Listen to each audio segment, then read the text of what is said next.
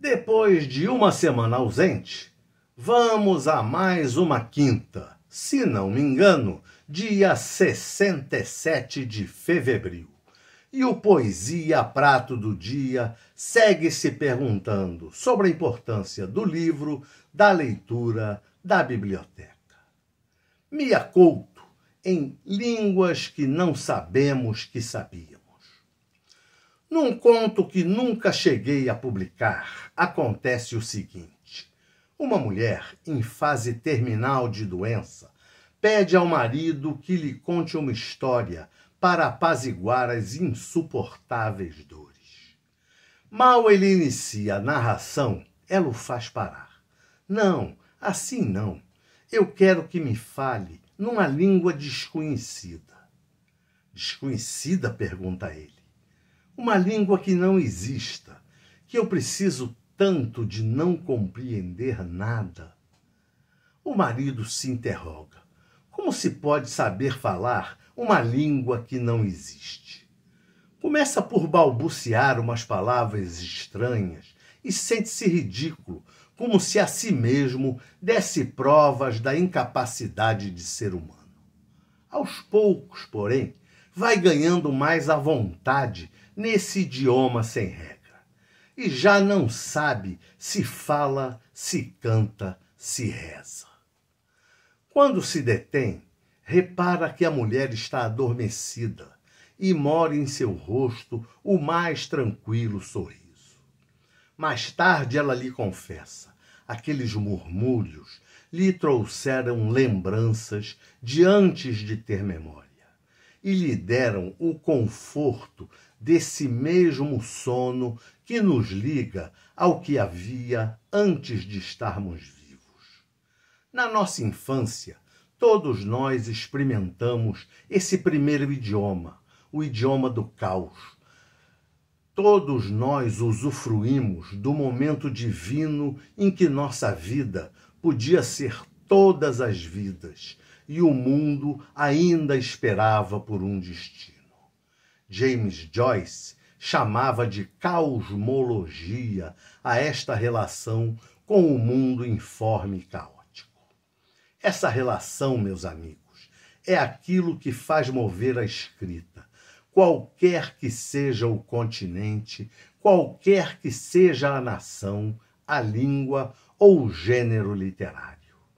Eu creio que todos nós, poetas e ficcionistas, não deixamos nunca de perseguir esse caos seminal. Todos nós aspiramos regressar a essa condição em que estivemos tão fora de um idioma que todas as línguas eram nossas. Dito de outro modo, todos nós somos impossíveis tradutores de sonhos. Na verdade, os sonhos falam em nós o que nenhuma palavra sabe dizer. O nosso fito, como produtores de sonhos, é aceder a essa outra língua que não é falável, essa língua cega em que todas as coisas podem ter todos os nomes. O que a mulher doente pedia é aquilo que todos nós queremos: anular o tempo e fazer adormecer a morte. Talvez se esperasse que, vindo de África, eu usasse desta tribuna para lamentar, acusar os outros e isentar de culpas aqueles que me são próximos.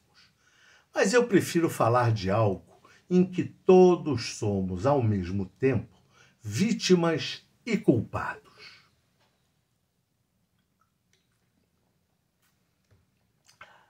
Prefiro falar do modo como o mesmo processo que empobreceu o meu continente está, afinal, castrando a nossa condição comum e universal de criadores de histórias.